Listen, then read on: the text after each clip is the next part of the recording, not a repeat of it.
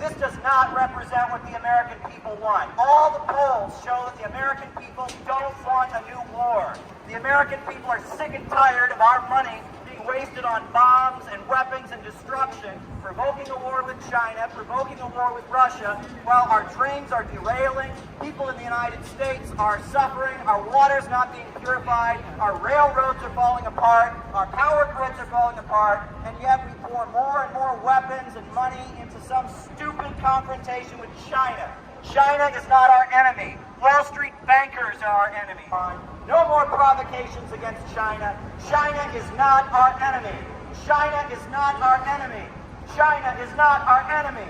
China is not our enemy. Get out of our country. Stop trying to sell war in our country. Stop trying to sell war in our country. We don't want a new war with China. We love America and we don't want a new war with China. China is not our enemy. Stop trying to sell war. Get out of our country. Stop trying to sell war.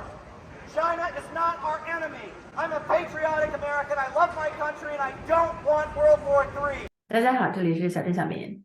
刚才这一段小的视频就是蔡英文在窜访美国的时候，美国的一个当地的组织对他的窜访进行的抗议。组织这个活动的这个人，他叫 Maupin， 我就叫他莫平。他是一位广受赞誉的演说家、作家、记者和政治分析家。他曾经在中东和拉丁美洲广泛的旅游。早期规划阶段的时候就参与了占领华尔街运动，并参与了许多争取社会正义的活动。他是国际友谊与合作以及21世纪社会主义的直言不讳的倡导者。他是政治创新中心的创始人和思想领袖。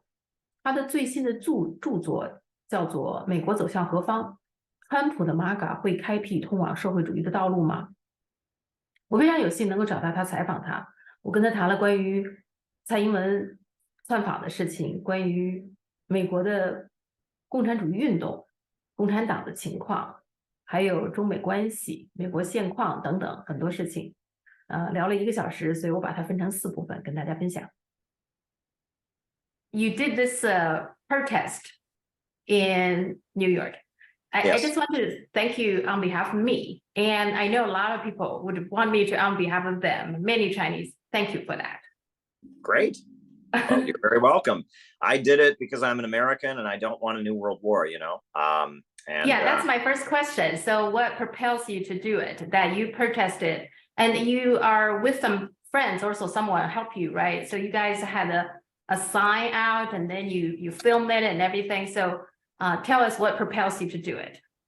Well, I started something called the Center for Political Innovation, which is a group. We are people that are interested in socialism and communism and such, but we view things from a little bit of a different perspective. We realize that the woke left that supports all the regime change wars around the world, that demonizes Russia and China, and that really wants to destroy the country and tear down the United States, that doesn't really have a future. And we view socialism as making a better country. And it's just common sense right now. That with our railroads falling apart and trains derailing and toxic chemicals being spewed everywhere, with our water treatment facilities falling apart, with our power plants in shambles, the last thing that America should be doing is spending more money on trying to escalate a confrontation with the biggest country in the world in terms of population, the second largest economy in the world. Getting into a fight with China right now is like the stupidest thing in terms of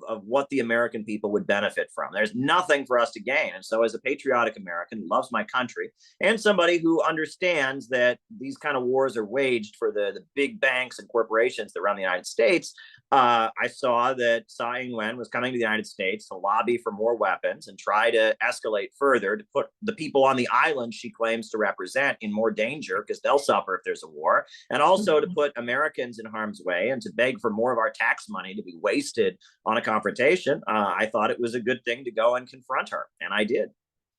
Yeah, and in terms of arms sale, actually, I don't think there's enough talking about, the 3 communique between China and the US that signed with the 3 countries, which is basically the funding documents of the 2 countries' relationship. The third one, which is signed by President Reagan, actually specifically said US is going to gradually reduce the amount of arms sales to Taiwan. And that was signed in 1982. So it's 40 years later.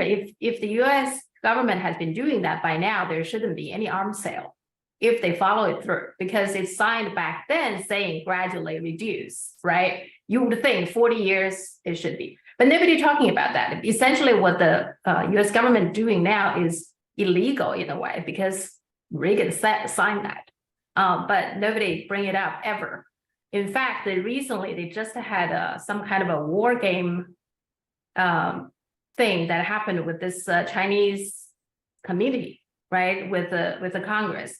So it seems like there's just more, and I mean, their conclusion for that war game was more arms for Taiwan. So that's my next question is, where does the US and China relationship go? Because it seems like there's obsession about being tough on China. Everybody's competing, who is more tougher, you know, that kind of thing. Where does this go? Is the war unavoidable now, in your opinion? Well, I think that the reason that document was signed in 1982 with the language the way it was, and the reason the USA is not fulfilling that, is because geopolitics has certainly significantly changed since that time.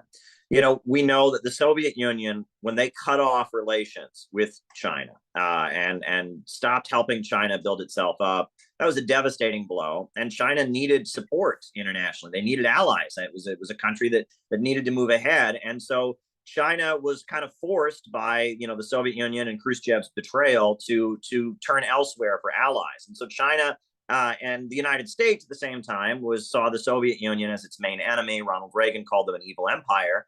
And so, you know, starting with Nixon, but then later with Jimmy Carter, who formally established relations, and then with Ronald Reagan as president, there was a feeling that the United States could kind of align with China and use China as an ally against the Soviet Union.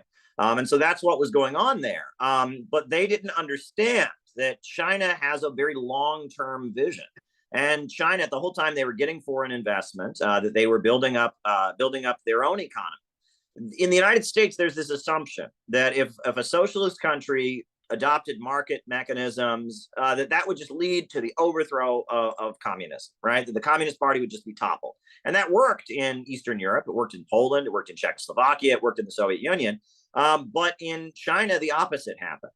You know, the Communist Party was able to adopt more market mechanisms. But in doing so, they raised the living standards of the population. They won over sections of the middle class who at the time of Mao's death had become somewhat anti-communist. You know, we know the riot that went on after the death of Zhou Enlai. It was like an anti-communist riot. Many of the people that were alienated by the Cultural Revolution saw the liberalization and the reform and opening up under Deng Xiaoping as a great opportunity, and that won them back to supporting the Communist Party. And today, the Chinese Communist Party is much stronger, I would argue, than it was during the final years of the Cultural Revolution. And that went against the U.S. prediction. 1989, the USA was hoping that they could turn the Tiananmen events into a color revolution to overthrow the Chinese government, but it didn't work. What worked very well around the same period in, you know, Czechoslovakia and East Germany and all these places, it didn't work in China because China has a different system, and the Chinese Communist Party had a stronger relationship with its population. And so because of that, China has continued to build itself up. The Communist Party has gotten stronger. The living standards have continued to go up.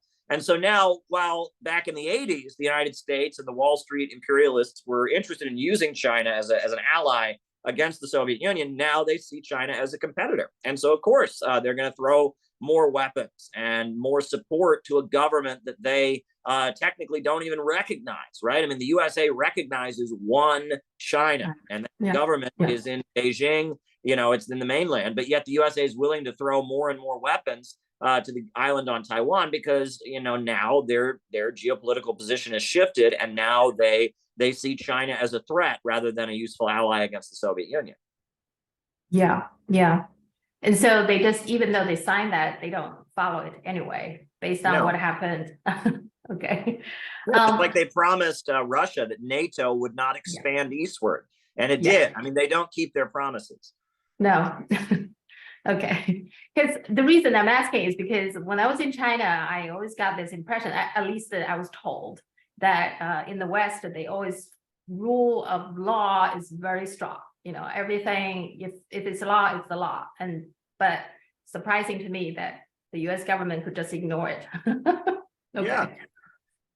Yeah, just like, you know, the Uhuru movement. These are a group of black socialist activists that are being charged with being Russian agents simply because they had some web conferences and some Zoom meetings. The USA is always lecturing the world about human rights and how we protect free speech here. But now they've arrested 4 activists and are threatening them with 10 years in prison just for statements they've made about the Ukraine war. So it's a lot of hypocrisy. The rule of law in the United States is not what it claims to be. And this rhetoric about a rules-based global order serves a similar purpose.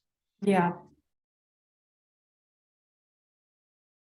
我是台湾人是没有错，我是中国人，因为我念中国书长大，我受的是中国式的教育。我是台湾人是没有错，我是中国人，我是中国人，我是中国人，我是中国人，我是中国人。